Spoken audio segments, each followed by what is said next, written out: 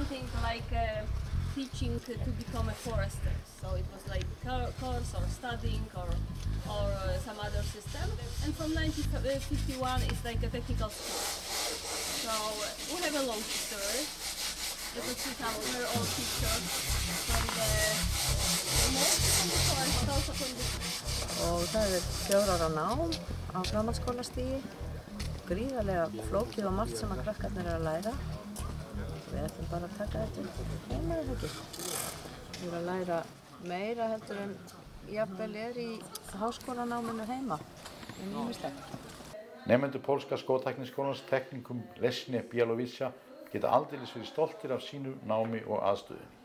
Eftir að Pólland fékk sjálfstæði 1918 var vöntun á bæði lærðum og ólærðum skófræðingum. Á millistríðsárunum var skólinn stofnaður og hefur hann dafnað æ síðan. So you could see our school, whole school is decorated by some forest accent, nature accent, so it depends from the student. One, it will make a great job, you know, everything. Just intake some of them, not everybody is so patient. So. It's a break. Þegar gengið um skóla má sjá upp alla veggi minnismerki liðinna tíma. Skólaspjöld nemenda voru frumleg og skemmtileg og endurspegla tíðaranda hvers tíma.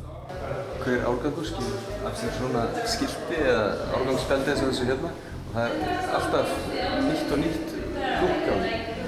Það aldrei eins, þó að sé kannski keimlíkt en það aldrei eins. Skemmtileg hefð. Allt skógi viðkomandi var upp á veggjum. Fræ, trjátegunda, verkfæri fyrir og nú og svo miklu meira.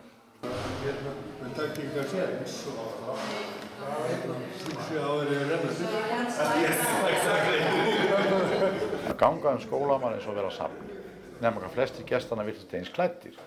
Það voru víst uppstrílaðir nemendur í skólabúningu. Við að kíkja inn í kennslu, þar var áþreifandi kennsla í viðarfræði. Líkt á göngum skólans voru veggir kennslustofana drekkhlaðnir af sögu og fróðleik. Enginn nemandi skilinn eftir við námið.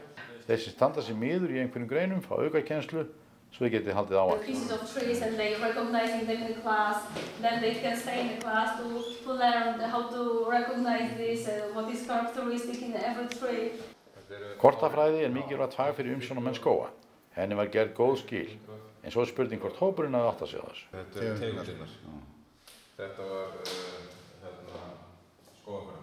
Okay, Í kjallaranum var skotæfingasvæði.